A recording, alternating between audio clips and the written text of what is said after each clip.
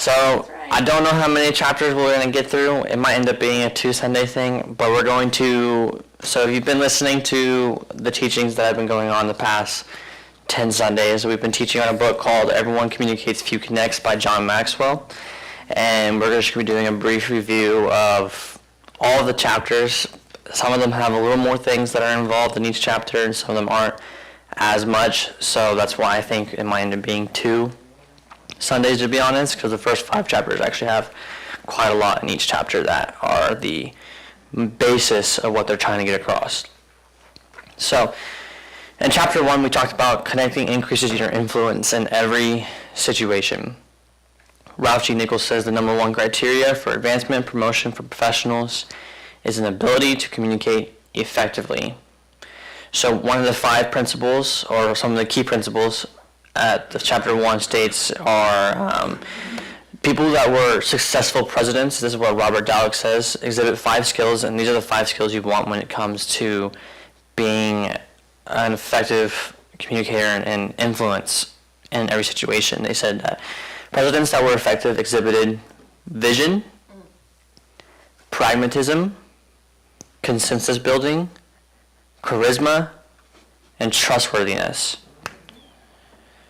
Connecting is the ability to identify. So they use these 5 things to identify with people and relate to them in such a way that increase their influence with them. Because leadership is all about influence, right? The more influence you build, the better your credibility becomes, and the more you can put these practices in place. So when you can have a good vision, pragmatism, you're able to consensus build, have charisma, and a trustworthiness. These things can really help you to identify with people. Other things that the book talks about, this in chapter 1, that were very good for influencing when it comes to different situations and being able to connect. They talk about connecting signals. They said extra effort. People go the extra mile. When you're able to go that extra mile, have that extra effort to put into things, people really found ways to appreciate that. Because the next one says unsolicited appreciation. They say positive things. They are constantly trying to be positive. They're constantly trying to help people to understand, like, look, we appreciate what you're doing, we appreciate this, we appreciate this. Even when it comes to constructive criticism, it is always good to start off with saying, hey, we appreciate that you are doing this, but you do need to work on this, which is always a good way to have good connecting signals with people, is when you're able to have an unsolicited appreciation. Unguarded openness. These people demonstrated trust. People that were very good at what they did. These presidents who exhibited these multiple traits, they exhibited unguarded openness. They were demonstrating their trust for the people. Increased their communication. They expressed themselves more readily. So they were able to increase how much they had conversation. They were able to express themselves more, and people were able to understand that because they were able to appreciate, they were able to be open with them, and they saw the extra effort they put in. Enjoyable experiences. They feel good about what they're doing. So when they felt good about what they were doing, it was easier to relay their thoughts, their ideas, their plans for people, and people would tend to trust them more. That emotional bondedness. They display a connection on an emotional level. Having a connection on an emotional level is very important as a leader and a communicator, because when you can be open, you can show that emotional bond that you want with the people that you're trying to communicate for, it's able to help them to trust you more, right? Positive energy. Just their emotional batteries are charged by being together. When you're able to get people together that can all be positive around you instead of negative, it helps you to be more positive about things, even in situations that sometimes tend to be not the most positive situation. Growing synergy. Their effectiveness is greater than the sum of the contributions. Their effectiveness is greater than the sum of the contributions. They are being as effective as they possibly can because their synergy is growing constantly in the group they're in and the people they're influencing. These type of people also had unconditional love. They're accepting without reservation. They love people regardless of what they were, race, color, whatever it might be, who they are, their personality, Whether or not they were a killer or not a killer, a good leader will unconditionally show love to people regardless of what they have done in their life, their past, or the outcome they are in, because they want them to know that they can be loved and be accepted, and because of that, they can show them that they can trust you as a leader also. Further, when you go down further into the book, one of the other principles that it talks about is the ability to connect with others begins when you have an understanding of the value of people. When you have the understanding of the value of people. You must have an understanding of people. If you can understand people's value, it is easier for you to connect with these people on an emotional level. Jim Collins is an author of a book called Good to Great, and he says that those who build great companies understand the ultimate throttle on growth for any great company is not markets or technology or competition or products. It is the one thing above all others, the ability to get and to keep enough of the right people. Right. So when you are able to see the value in people and you are able to keep them around, even if sometimes they may not be delivering the right results right away, but you see that they have the potential to deliver amazing results, you still keep them around so you can keep them training them, you can keep them to trusting you, because then when they get to that point where they are giving you amazing results all the time, consistently, they tend to trust you more because they saw that you saw the value in them first, and that you saw the skills they had and you raised them up to accompany and acquire those kind of skills so they can keep going. He talks about high achievers. Leaders who were high achievers cared about people as well as profits, viewed subordinates optimistically. They saw them as opportunities, and they saw people that they could grow in their own self-worth, so they were optimistic about the people underneath them. They sought advice from those people underneath them too. They would try to figure out, hey, what exactly isn't working that I don't really know about, because I'm not in your department, I'm not where you're at anymore. If there's anything that's going on, I need to know. Share it with me. And they would listen. They would seek that advice from the people underneath them so that they could actually figure out what to do, because people who were high achievers were also good listeners, right? If you're trying to be a leader who wants to be a high achiever and actually reach those kind of goals that you're wanting to reach for, you must care about people and profits. You must view the people underneath you optimistically, be able to open up, seek advice from them, and listen to what they have to say. But if you want to be an average achievers were only concentrated on production. They were focused more on their own status, were reluctant to advice from those people underneath them, and listened only to superiors.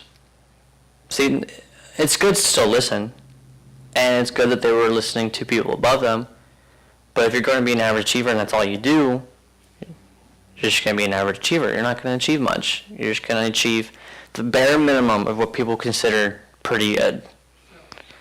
Low achievers, though, were only preoccupied with their own safety, their own security, showed a basic distrust of their subordinates, so they showed no trust, didn't seek advice, avoided communication, and relied on policy manuals. More often than not, people who have a low achieving standard and treat people with a low achieving standard, most of the time you'll know for a fact that those businesses actually end up failing. They end up dropping off. They don't have the money to fund those businesses anymore because people either quit. They don't have the funds because no one's coming to those businesses because they say they don't care about people. They don't treat other people outside of the business properly sometimes.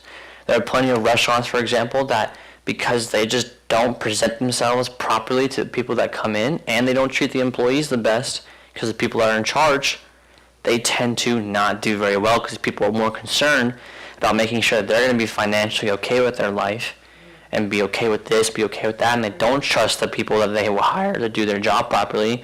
Because of that, those jobs end up dropping off and then they end up closing down, which is horrible. So you don't want to be in the low achieving end. So remember, connecting increases your influence in every situation. So regardless of the situation, these certain key points are the ones you want to try to focus on from chapter 1. In chapter 2, connecting is all about others. There is no I in team, but there is an M and an E, and that spells me. Yeah. I like that. like that. I liked it a lot. When I first read the chapter, and it opened up to that statement where it said, there is no I in team. That is true. But there is an M and an E, and that spells me. And that still leaves room for you to do the me. I'm important. It's me. I'm the one that has to do it. I'm the one that has to do this. It's only me. I'm the more important person. But that's not how you connect with people. Zig Ziglar says, if you first help people get what they want, they will help you get what you want. If you can make someone else, you can show them that you care and you love them and you want to focus on who they are.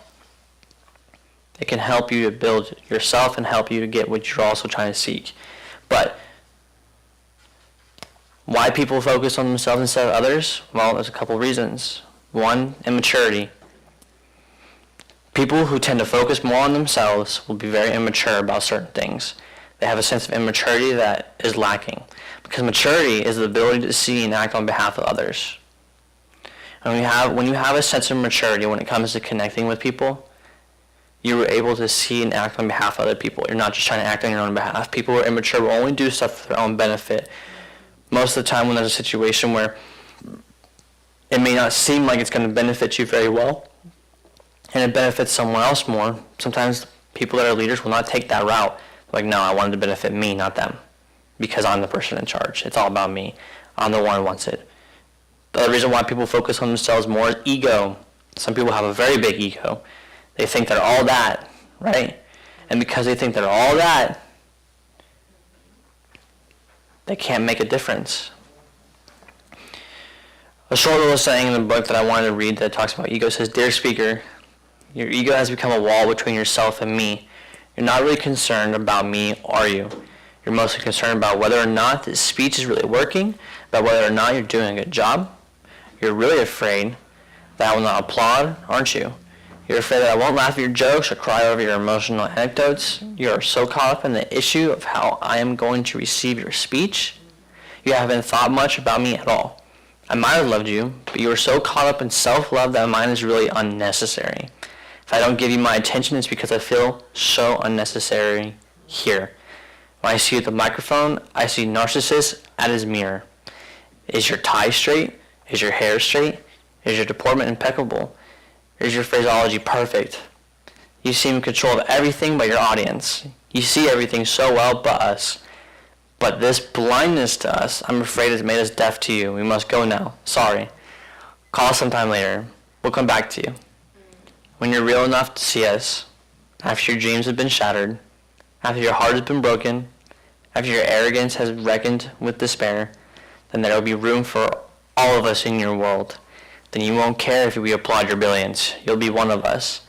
Then you will tear that ego down, use those very stones to build a bridge of warm relationship. We'll meet you on that bridge. We'll hear you then. All speakers are joyously understood when they reach with understanding." So that's a message to your ego. You want to tear down your ego. If you can tear down your ego, you can connect with people better. Failure to value everyone, though. To add value to others, one must value others, right? When you fail to value people, fail to value everyone else, it is showing the immaturity side of yourself, the ego side of yourself, because you cannot tend to people. You cannot show people that love and kindness and respect. You don't add value to them. So that's one of the other, those are three things that are the biggest problem of why people end up focusing on themselves more. And when they focus on themselves more, it tends to fail everyone else around them. So you got to ask the connecting questions. Do you care for me? Can you help me? And can I trust you? Those are the three questions you want to ask. Do you care for me? Can you help me? And can I trust you? That's when you're able to figure out how you can connect better with other people. In chapter 3, it says connecting goes beyond words. When a lot of people are communicating with other people and they try to relay a message, that matters, sometimes it doesn't effectively come out because of certain things you do. whether it be your facial expression, your tone, your word, whatever it might be. But studies showed, like we talked about a while back, but I'm going to restate these facts because we're just reviewing. Studies showed that in UCLA, a psychology professor, Albert Arabian, discovered that face-to-face communications can be broken down into 3 components. That's word, tone of voice, and body language.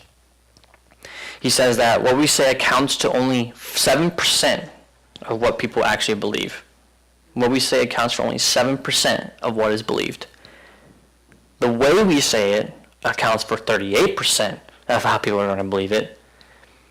What others see, though, accounts for 55%. So amazingly, he says, more than 90% of the impression we often convey has nothing to do with what you're actually saying. It has to do with your tone, your voice, how you relay yourself, your actions, whether you're smiling or not. So I really thought this chapter was a good chapter because this was something that I really love because it has more truth to a person than you think. Because everyone talks about, right, the first impression you make on someone is in a very short amount of time, right? When you walk up to somebody, you're meeting someone new, and they go to shake your hand, whatever it might be, the small amount of seconds in between, right before you're about to shake their hand or whatever's going on, your first impression gets made. And depending on how they come at you, right, you're going to make an assumption of some type. You may not be doing it on purpose, but that's the human brain. You're going to assume something, you're going to relay something, and your first impression of them is either going to be good or bad. If they don't come to shake your hand with a smile, they're like, "Hi, I'm Tony," and you're like, your tone and expression is going to come back the same. You're not really wanting to smile now because you saw that their expression doesn't seem to be smiling. They don't seem to be very joyous or happy about anything. They're just kind of like, "Hi, it's nice to meet you," right? That first impression that's being made is based on the 55% on what you're seeing. It's not the way he said it. It's not what he's saying. It's because that 55% of what you saw when he was walking up to you before the impression was made you first assume, all right, I don't think I'm going to like this person, right? You don't really have a good first impression of Tony now.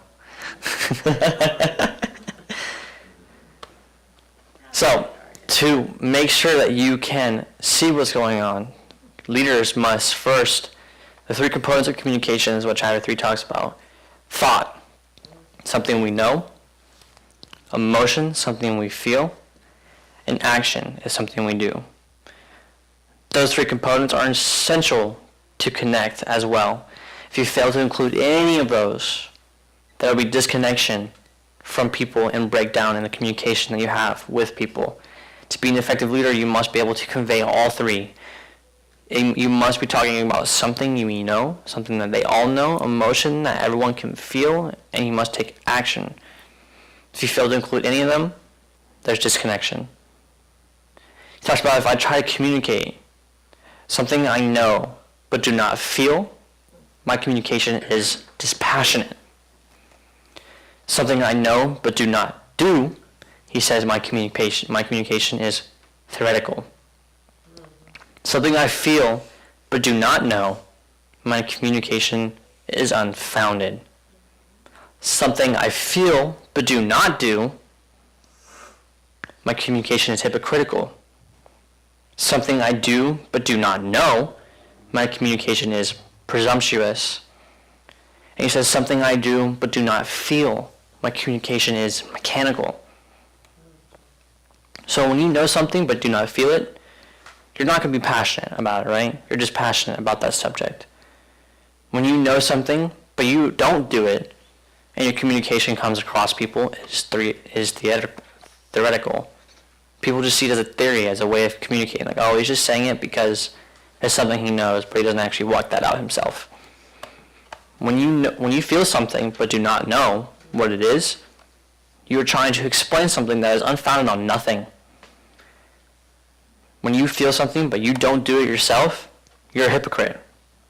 You become hypocritical. When you try to tell people something that you feel but you don't actually do it yourself, you become hypocritical in what you're doing. If you're like, oh, well, I feel like this and this would be a good way to do something. Well, do you do that? No, I don't do that. Well, if you don't do that, then why do you feel that way about it?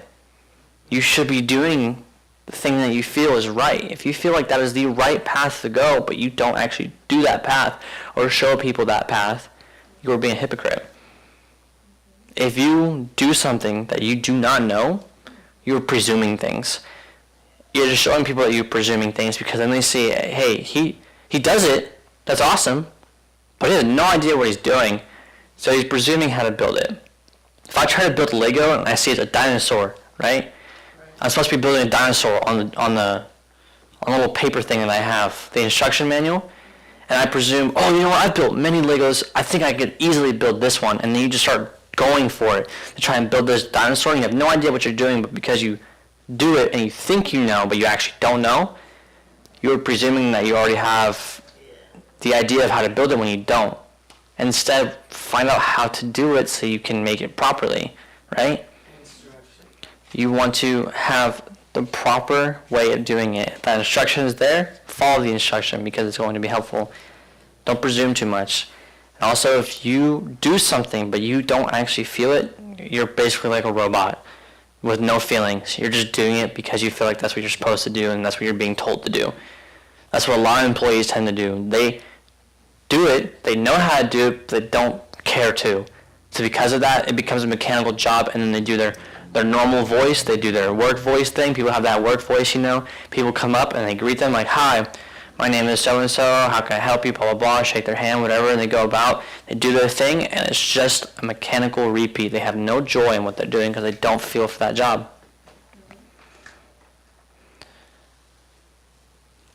When we take action, it is something we do, and it's connecting visually.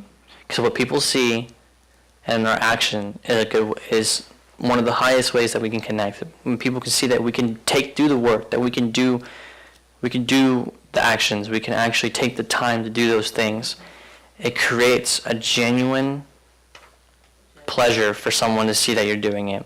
Henry Ward Beecher says there are persons so radiant, so genial, so kind, so pleasure-bearing, that if you instinctively feel good in their presence, they do you good. Who's coming into a room is like bringing a lamp there. When you have a good presence, people tend to want to also do good things around you because your presence brings visual action that people see relates in a good way. To connect with people visually, you must expand your range of expression, move with a sense of purpose, and maintain an open posture. The third thing we talked about, the second thing we talked about, which was thought, out of the three things that were most important, which was action, thought, and emotion. Thought says that something we know, connecting intellectually, is what people understand. Any message you try to convey to others must contain a piece of you. So knowledge must be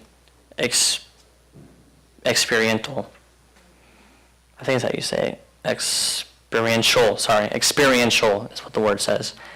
Nothing can happen through you until it happens in you. So experience is not only a good teacher, it is a great persuader also. So you want to make sure that you have plenty of experience to not only be a good teacher, but to be able to actually persuade people in the way that you know how. So we covered thought, we covered action, and the third one was emotion. Connect something we feel. Connecting emotionally is what people feel. People may hear your words, but they will feel your attitude. They will feel your attitude. They will feel that whatever's laying through those words, they'll feel it. Your emotions, what matters. If you have a sense of justice when it comes to being a cop and you're trying to relay certain things to people, right? And people can see that your sense of justice is there, and you're trying to capture someone, go after somebody, you're trying to stop someone from a crime. People will be motivated from your sense of justice because they see, hey, the captain is really trying to get this guy, we should too. They see his sense of action and his emotion behind how passionate he is for that justice. So people will not always remember what you said. They will always remember what you did. They will always remember how you made them feel. So you have to remember, the words aren't always the most important thing. Words are a good conveyor of who you are. But people will not always remember what you are saying. They will always remember what you did to relay those words and the action you took and the emotion you brought with it. And they'll always remember how it made them feel. Chapter 4 talked about connecting always requires energy. And there were several brief principles in chapter 4 that I'm going to try to go over quickly because chapter 4 has a lot that I remember talking about, so I had to try and break it down fast. He says that ways he connected with people after 25 years. He says he searched for memorabilia of people's time together when he was going to go speak at that church. Everyone remembers in the chapter 4 that he was going back to speak in the church after 25 years of not being in the church. So he said the way it was easier for him to connect with these people, because it required a lot of energy, was he searched for the memorabilia of his time together with these people. He worked on remembering people's names, tried to make them feel special. He made his visit personal for as many people as possible. He says he made an effort to spend extra time with people, and during the sermon he shared many mistakes, but he also acknowledged them as part of his success. And he says those 7 things were very important when it comes to trying to connect with people. You remember their times together, names, try to make them feel special, make their visit personal, try to spend extra time, relay your mistakes, but also thank people. Also put them part of your life and say that, hey, because of you, you're also part of my success, which I thought was awesome. Because sometimes there aren't that many people around you that you're with that often. You know what I mean? But sometimes when they are around and they are there for you, if you can't thank people around you sometimes for things that have happened in your future or what's going to happen in your life or what has happened already, it's hard for them to acknowledge you back. So you must be thankful. He says the 4 unpardonable sins of a communicator, though, are when you're being unprepared, uncommitted, uninteresting, and uncomfortable. And he says you have to remember that 3 of those require effort. Being uncomfortable does not require effort, right? If you're just uncomfortable, that's because you're uncomfortable. And if you can't be comfortable in the situation, that's not good. But the things that do take effort is when you must be prepared, you must come committed, and you must find a way to be interesting. So he says that these are the 4 things that are not good as a communicator: unprepared, uncommitted, uninteresting, and uncomfortable. And he says connecting does require initiative. You must go first. You must go first. Connecting requires clarity. Prepare. He says here are a list of the things that are a good checklist to have clarity. Integrity. Did I do my best? Expectation. Did I please my sponsor? Relevance. Did I understand and relate to the audience? Value. Did I add value to people? Application. Did I give people a game plan? And change. Did I make a difference? Those are 6 thoughts to think of to gain clarity when you're trying to connect with people. Connecting requires patience. Slow down. Henry David Thoreau says, the man who goes alone can start the day, but he who travels with another must wait until the other is ready. So have patience. Connecting requires selflessness. Give. You must give your time, your energy, your spirit, your emotion, who you are. If you can have a sense of selflessness, you can show people how much you truly care for them. You can show people how much of a leader you're really trying to reach. You show them that you have the potential to put them first, to show them that they matter. Connecting requires stamina. So because it requires stamina, you must take the time to recharge. You can't just go back to back to back to back to back to back to back to back meetings all the time trying to do something like that. Yes, God can help you increase the stamina and do that kind of things. I know Dad has done that before. Dad has done back to back to back to back to back to back meetings, preached one moment, literally not even 30 minutes later, another church, preaches there, and goes to another church after that one, goes to another church after that one. Sometimes he's up till like 4 in the morning preaching sometimes when he goes places. And I know that. but that is a God-given stamina, and that is God recharging him. In a natural sense, if you're going to recharge, you need to take the time to actually relax, stay focused on what you're trying to do, collect yourself, right? If you can't collect yourself, you're going to exhaust yourself, and you won't be able to teach the next meeting or whatever it might be. You won't be able to teach the next thing you're trying to teach because you have exhausted your stamina. The way to recharge yourself, he says, is loving life, loving what he does. He spent time with his wife. I don't have that, so that's not something I worry about, but in the future. Handing off training work, when sometimes he said when he was too busy and he was already really tired, hit the people around him, he would hand off that work to them and trust them to get it done. The friendships he built would help him to recharge. Being alone sometimes and just relaxing, just having that alone time can help him recharge. Exercising helps him to recharge sometimes that energy, to build up his stamina, right? And then he talks about prayer and meditation, when he would sit down and pray, and he would meditate on the things that he needed to meditate on, when he would read the Bible, whatever he would have to do. Those things would help him to recharge. Right. Chapter 5. Connecting is more skill than natural talent. And I like this one because a lot of people, what? Maybe you want to do 5 through 9 next week? You want me to do 5 through 9? Yeah, next week. You want me to do a whole chapter 10 by itself? Oh, 5 through 10, excuse me. Oh. Really? Yeah. I don't know. I have. Well, It's pretty short. okay, do 5.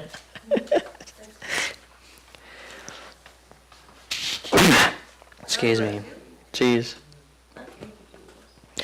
Oh, amazing. Chapter 5 was connecting is more skill than natural talent. Ralph Waldo Emerson says all great speakers were bad speakers first.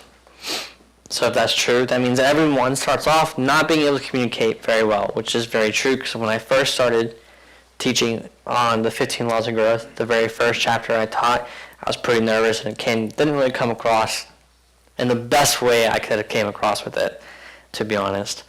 And I think I might probably reread some of that and possibly try to reteach some of it too if I needed to, but that's just because now I've learned more on what it means to speak properly and how to speak it.